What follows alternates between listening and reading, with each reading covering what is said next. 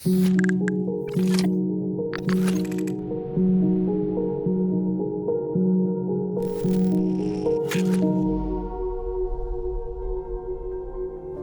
expeditions tend to push people's boundaries, push their comfort limits, put them in places, situations that they aren't necessarily familiar with.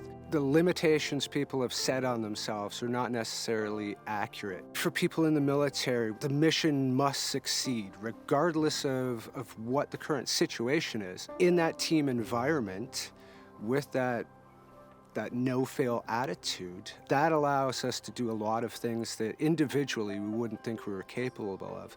But as a group, there's strength in it, and if everyone believes that the mission has to be completed, that mental attitude is instrumental in completing anything in life. When you're out of the norm of society and you're out in the bush, you really get to know people. And there's communal things that have to happen. Setting up the tent, setting up the bathroom, putting away the food. It wasn't a thing where any person was in charge. It was like we were all in charge. We were all working together, and you look around, you see that something needed to be done.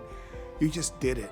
And that was just a beautiful thing to see, is that we just all worked so well together. You were given your space, but at the same time, you were never really alone. You always had somebody that you could be with and depend on. It was an incredible experience, very humbling, inspiring. We had 12 veterans from different conflicts, 25 business leaders that had joined the expedition to raise funding. Just the synergies, the integration. I get to share stories, experiences. I was able to share that with business leaders. It was just incredible to see the interest that they had in wanting to support Canadian Armed Forces, the community. A lot of people are minded to reconnect with their abilities, where this experience actually helped me decelerate, realizing I don't need to be a hero. It's kind of maybe the opposite of a lot of people, but for me, going there, not reaching the top, realizing my limits was so important to be able to sit down and say, hey, you don't need to be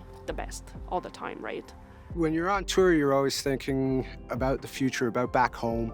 The intent was to start a business, but my retirement came at the beginning of the pandemic. TPL ended up deciding that we were going to be used to lead one of their expeditions. It was an opportunity to get experience running trips with civilians, but for me, more importantly, it was an opportunity to give back in a way. If I could be part of providing to another soldier what I got out of my trip, that's how I measure the success of the business at the moment.